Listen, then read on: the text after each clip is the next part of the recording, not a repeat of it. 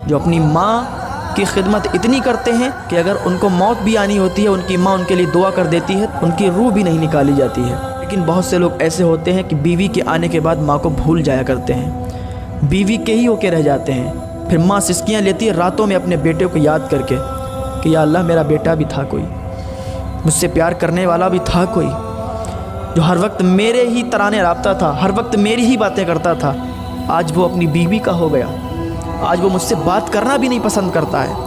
ایسے بھی بہت لوگ ہوتے ہیں۔ تو اس بیٹے نے، اس لڑکے نے اپنی ماں کو کیا کیا کہ گھر سے نکال دیا، ایک دور جھوپڑی میں رکھ دیا۔ اب کیا کرتا ہے کہ روز شام کو دوپہر کو کھانا دینے کے لیے جاتا ہے اور ماں سے مل کے آتا ہے، کہتا ہے ماں تمہیں ہم نے اس لیے یہاں رکھا ہے کہ میری بیوی کو بہت دقت اور پریشانی ہوتی ہے، وہ کہتی ہے راتوں میں نیند نہیں آتی ہے۔ تو اس کی ماں کہتی ہے کوئی بات نہیں بیٹا، ہم یہاں خوش ہیں۔ ماں تو ماں ہے نا، ماں اپنے بیٹے سے کتنا پیار کرتی ہے۔ بیٹا اگر ماں کو تھپڑ بھی مار دے پھر بھی ماں کہتی ہے تو خوش رہ، تجھے کوئی تکلیف نہیں ہونی چاہیے، تیری بیوی تجھے چھوڑ کے نہیں جانی چاہیے، تم لوگ خوش رہو۔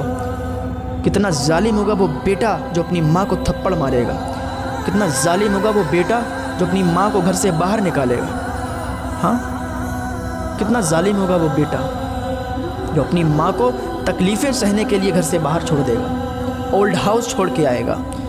اس ماں کو جس نے اپنی کوکھ میں 9 مہینے اس کو پالا ہے، 9 مہینے اس نے اپنی کوکھ میں پالا ہے، اس کو بڑا کیا، اس کو جوان کیا، اس کی شادی کروائی۔ اب وہی بیٹا اپنی ماں کو گھر کے باہر نکال کے آیا، وہی بیٹا اپنی ماں کو جھوپڑی میں ڈال کے آیا۔ کس کے کہنے سے؟ بیوی کے کہنے سے۔ کبھی جاتا ہے کھانا دینے کے لیے، اب یہ شام اور دوپہر کو کھانا دینے کے لیے جاتا ہے۔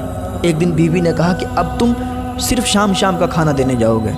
لڑکے نے دوپہر کا کھانا منقطع کر دیا، صرف شام کا کھانا دینے جاتا ہے، صرف شام کا کھانا دینے جاتا ہے۔ ایک دن بیوی نے کہا کہ اب تم شام کا کھانا دینے بھی نہیں جاؤ گے، کھانا دینے ہمارا بیٹا جائے گا۔ اب یہ روز اس کا پوتا اسے کھانا دینے کے لیے جاتا تھا۔ ایک دن اس کی بیوی نے اس کو بھی روک دیا۔